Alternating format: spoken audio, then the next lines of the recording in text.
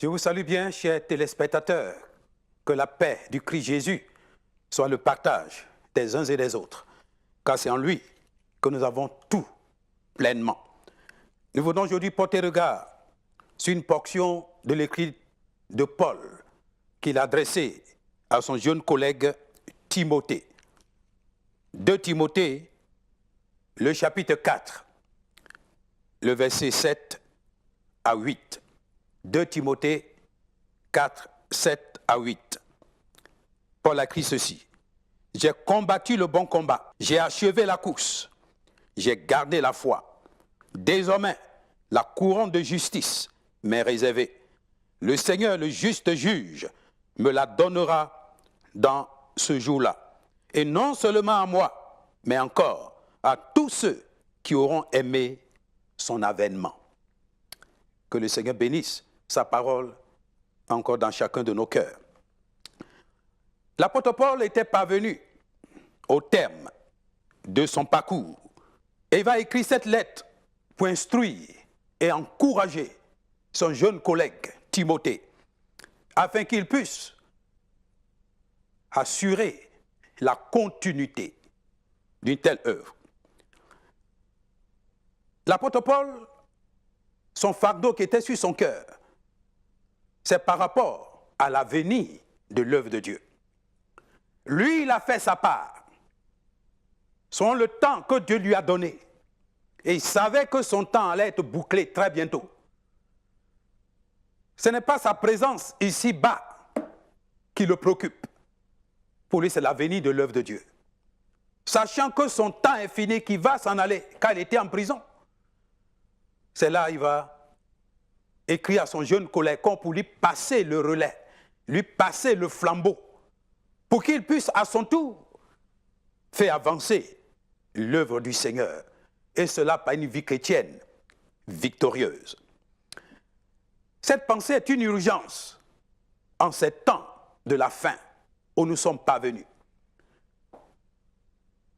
Dieu a utilisé beaucoup de pionniers. C'est par le biais que l'Évangile est parvenu à nous. C'est à nous maintenant de nous disposer à assurer la continuité pour que cet évangile-là puisse atteindre le but pour lequel Dieu a permis que cette bonne nouvelle vienne ici-bas parmi les humains. D'où le thème sur lequel nous voulons porter notre réflexion est le suivant. En ces temps de la fin, possédons bien la vraie clé d'une vie chrétienne victorieuse. En ces temps de la fin, possédons bien la vraie clé d'une vie chrétienne victorieuse.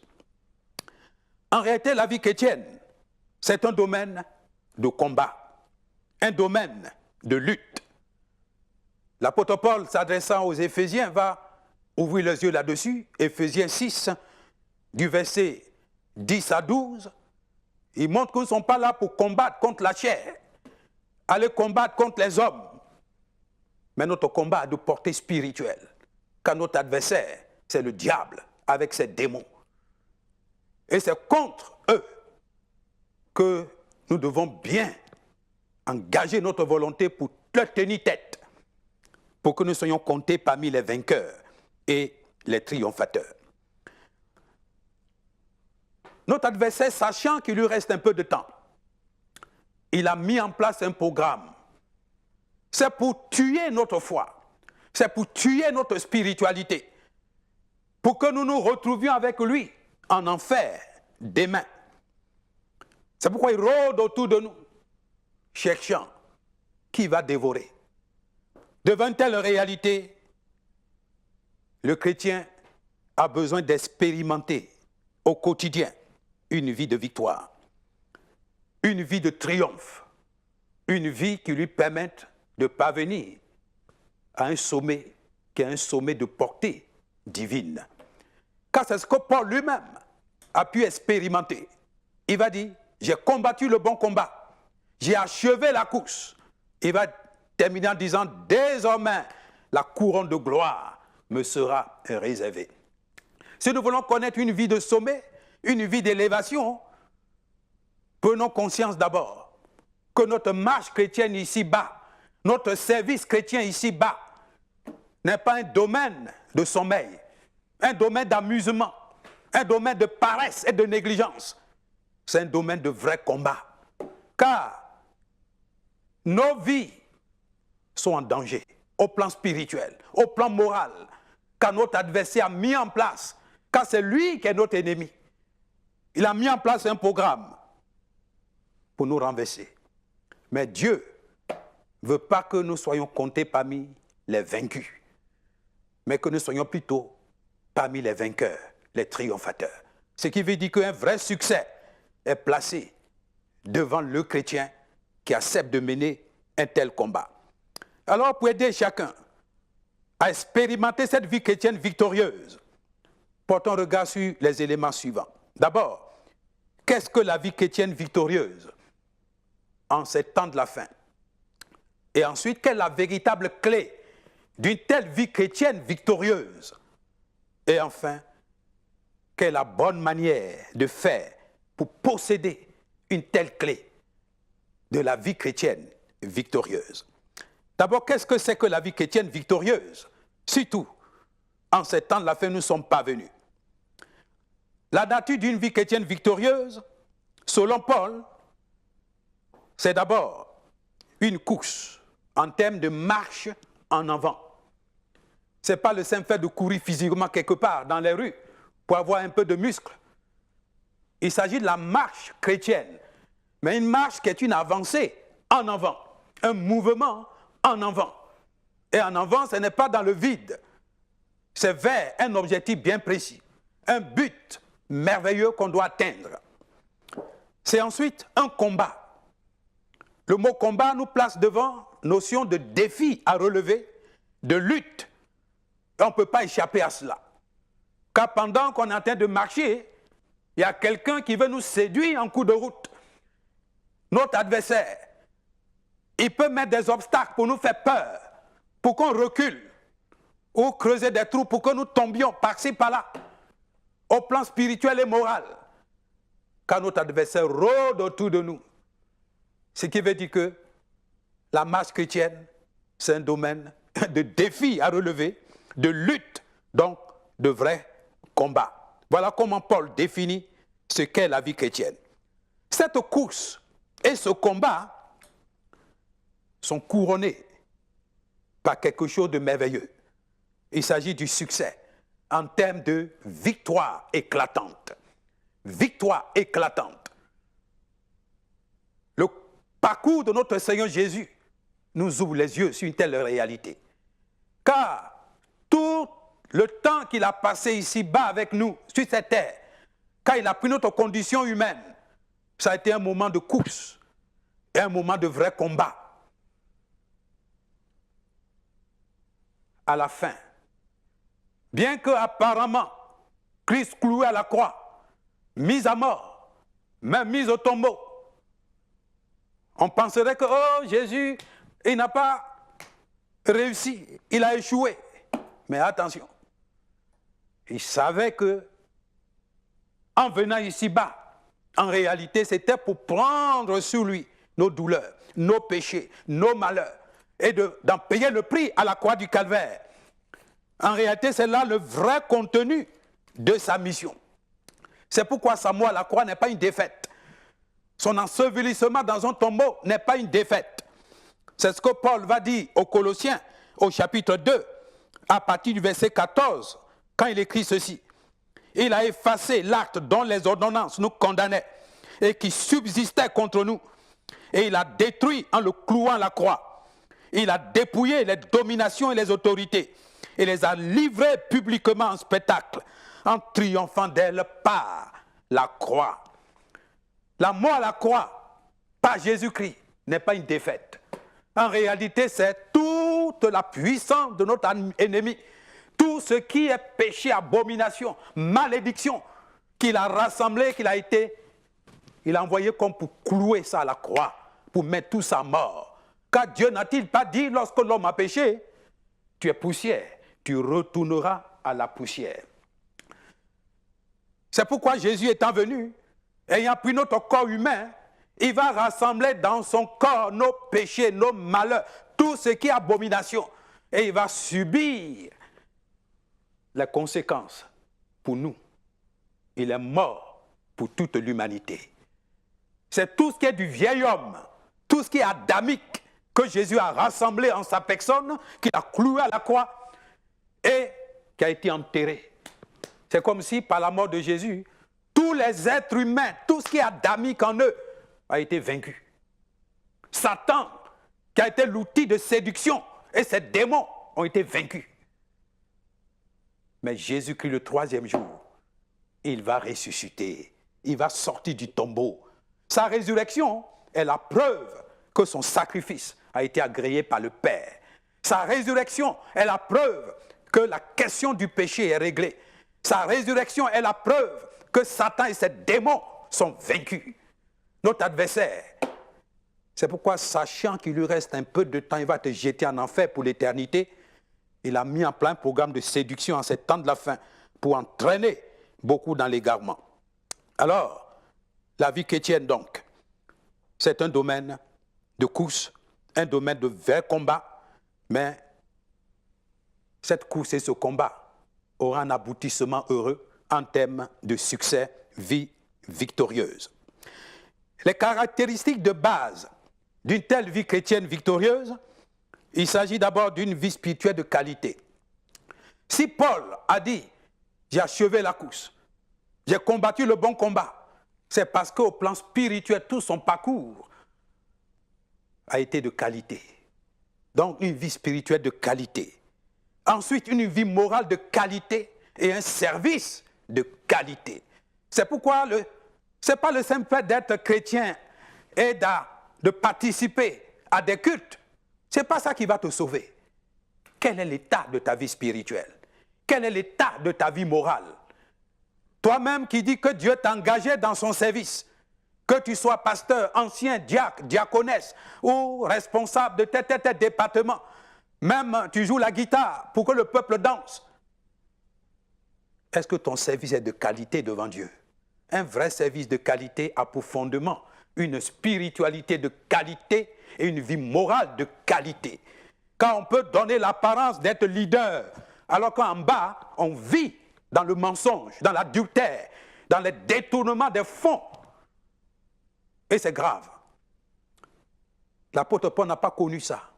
Sa course n'a pas été entachée par des déviations spirituelles, des déviations au plan moral ou des déviations même au niveau de son service. Ces trois domaines l'ont aidé à avoir le succès, à parvenir au thème de son parcours avec joie et allégresse. C'est pourquoi il va encourager son jeune collègue Timothée. Car Timothée a été témoin du parcours de Paul.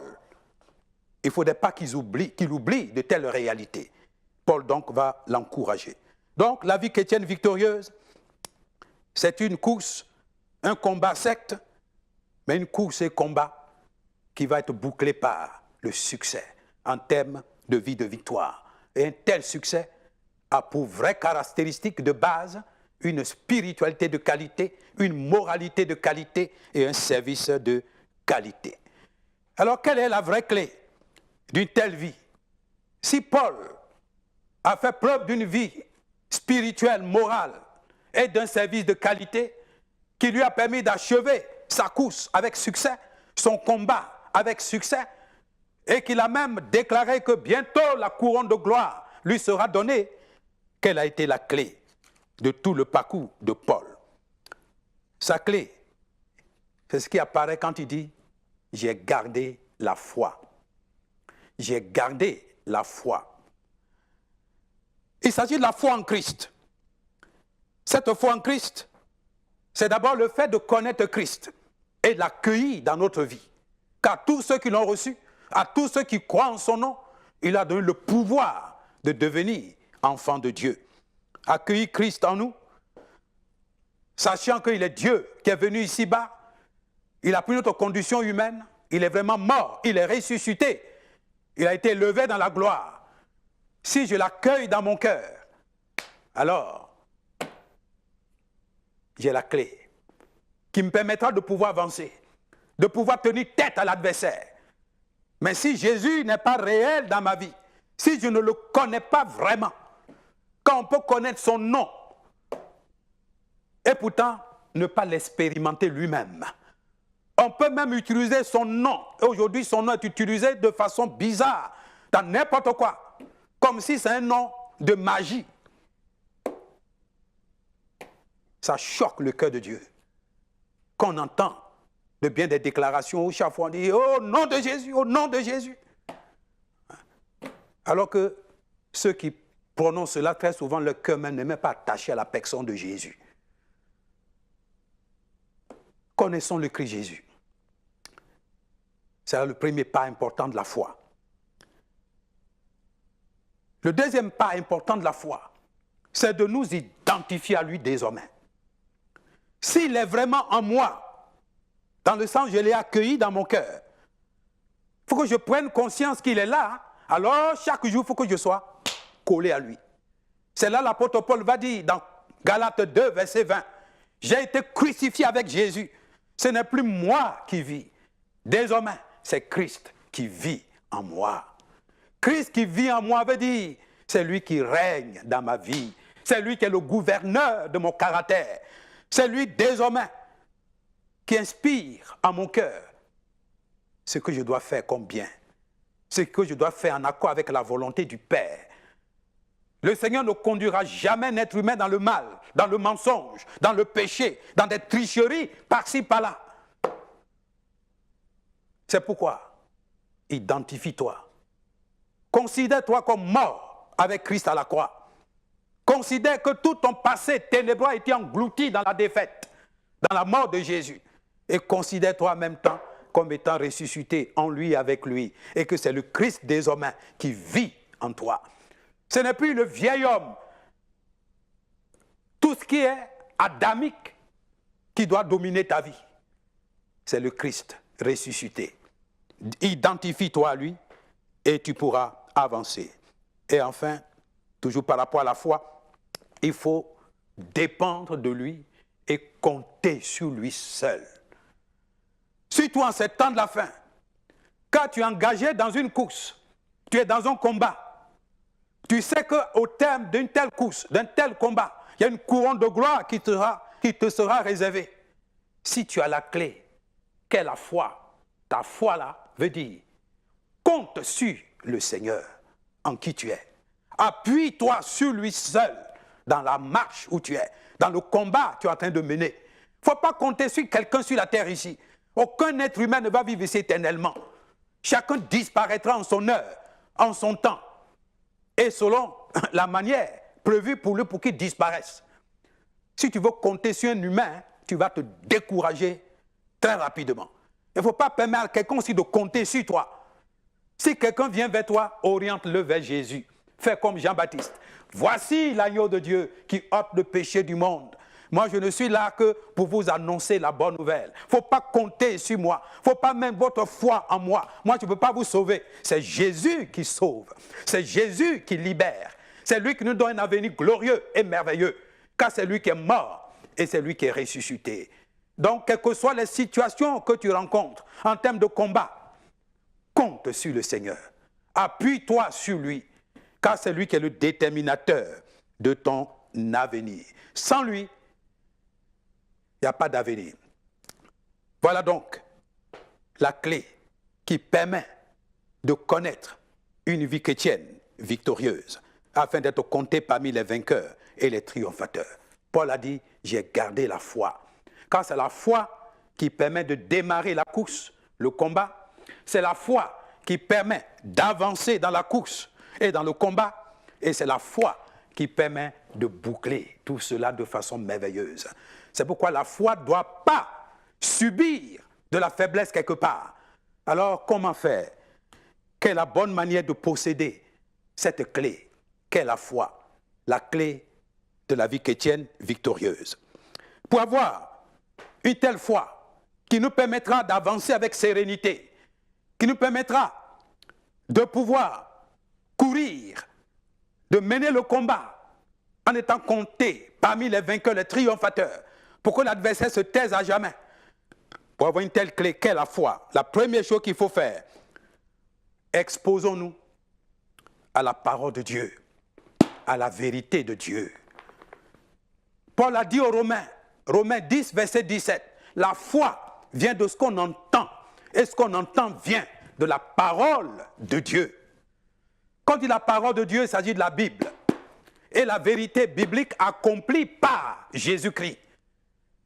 Ce n'est pas des déclarations prophétiques bizarres dans lesquelles il faut mettre ta foi. La Bible nous autorise même, quand tu entends une prophétie, de tout examiner pour retenir ce qui est bon. Car il y a des prophéties où il y a des bizarreries dedans. Si tu mets ta foi en n'importe quoi que tu entends, sous prétexte que quelqu'un a dit « Oh, j'ai rêvé la nuit, ton nez va devenir bleu demain. » Et puis tu crois en ça. Quelle illusion! Il ne faut pas adhérer à de telles philosophies bizarres qui sont des choses qui viennent de Satan et des démons qui rôdent autour de nous. Car c'est notre ennemi qui est venu renverser la vérité de Dieu en soufflant à l'oreille de la femme en Éden. Ève s'est laissée séduite. Et l'ennemi a réussi à renverser la vérité de Dieu. Aujourd'hui, c'est ce que fait le diable. Il veut renverser la vérité de Dieu. Il veut souffler à nos oreilles. N'importe quoi. C'est pourquoi, chrétien, possède la Bible, lis la Bible, médite-la jour et nuit. Et tout ce que tu entends, même ce que tu entends actuellement, je te demande d'aller vérifier à travers la Bible pour voir si c'est la vérité. Pour que ton cœur soit attaché à la vérité de Dieu et non pas attaché à un être humain. L'être humain n'est qu'un simple canal. Et on sait que les êtres humains là, il y en a de bons, il y en a de mauvais. C'est pourquoi vérifie ce qui sort de leur bouche à la lumière de la Bible, qu'est la parole de Dieu, pour ne pas que tu t'égares. Deuxièmement, toi-même, connais ce qu'est la vérité biblique fondamentale que Jésus a vraiment accomplie en termes de doctrine. Oui, la Bible entière est la parole de Dieu. Mais Jésus est venu accomplir, car c'est lui qui est la vérité.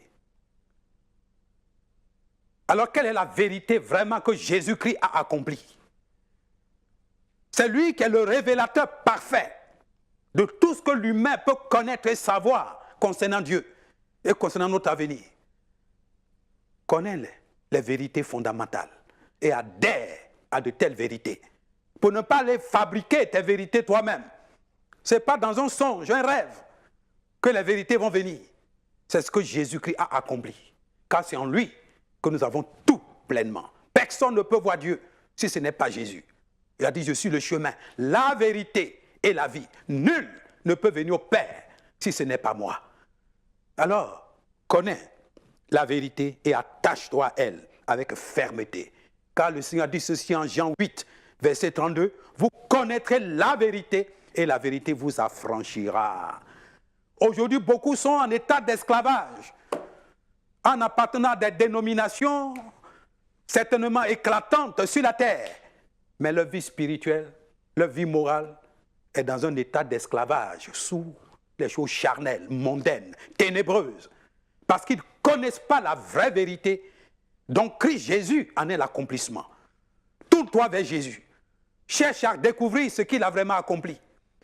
Qu'est-ce qu'il a révélé de la part du Père pour nous, ici-bas? C'est ce qui va te libérer. Et enfin, fais tout pour dépendre de la souveraineté de Dieu. Fais tout pour dépendre de la souveraineté de Dieu. Quoi qu'il arrive dans ta vie, dis-toi simplement, celui qui m'a créé, bien que j'ai péché, il aurait pu m'éliminer. Le voilà qui est venu mourir pour moi. Et c'est grâce à lui que je vis. Quoi qu'il advienne, quel que soit ce qui arrivera, Seigneur, ma vie se trouve entre tes mains. Car l'Écriture dit, qui dira qu'une chose arrive sans que le Seigneur l'ait ordonné? C'est pourquoi Job, quand il a connu des problèmes, il s'est jeté aux pieds du Seigneur en disant, l'Éternel a donné, l'Éternel a ôté, que son nom soit béni. Il va interpeller sa femme qui le poussait à maudire Dieu. Tu es une femme insensée. Si on reçoit Dieu le bien, on peut recevoir aussi le mal. Et il va déclarer vers la fin du livre, je reconnais que Dieu peut tout. Oui, Dieu peut tout. Il est le souverain. C'est pourquoi dépend de sa souveraineté. Reconnais qu'il est ton Seigneur de gloire. Il ne faut pas seulement dire par la bouche, oh, tu es mon Seigneur, tu es mon Seigneur. C'est dans les problèmes qu'on va voir si il est vraiment ton Seigneur. Comment tu te comportes quand il y a problème, quand il y a épreuve, quand il y a défi devant toi. Cela révèle que ta foi n'est pas de qualité. Compte sur Dieu, dépend de sa souveraineté et valorise sa volonté dans ta vie, quel que soit le lieu où tu peux passer, les réalités face auxquelles tu peux te trouver. Oui, la vie chrétienne, c'est un domaine de vraie course et de vrai combat. Et en ces temps de la fin, cela va se multiplier. Et nous vivons de telles réalités déjà. Mais comprenons que cette course et ce combat va avoir un aboutissement heureux. Car Jésus, venu ici-bas, n'a pas achevé sa mission dans la défaite. Il en est sorti vainqueur, triomphateur. Si nous nous engageons à sa suite dans cette course, si nous nous engageons avec lui dans ce combat, nous serons aussi couronnés de gloire. Nous serons aussi élevés à la droite du Père et nous régnerons avec lui pour l'éternité. Raison pour laquelle luttons pour soigner l'état de notre foi. Car la foi, c'est la clé d'une vie chrétienne victorieuse. Et cette foi, ce n'est pas le simple fait de savoir avec la tête. C'est un engagement de l'humain pour s'identifier, s'unir à la personne de Jésus, à la vérité accomplie par le Christ Jésus et en dépendant de la souveraineté de Dieu, quelles que soient les situations que l'on peut rencontrer. Alors, que Dieu bénisse ses paroles dans nos cœurs en ces temps de la fin pour que nous puissions tout faire désormais à posséder la vraie clé d'une vie chrétienne victorieuse. Jésus n'est pas venu pour que notre vie chrétienne soit une vie chrétienne de défaite, mais une vie chrétienne victorieuse.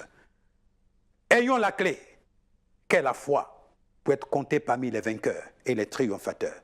Que Dieu vous bénisse et que par vous, Dieu bénisse également tous les autres. Tout cela pour sa gloire en Christ Jésus. Amen. Alléluia.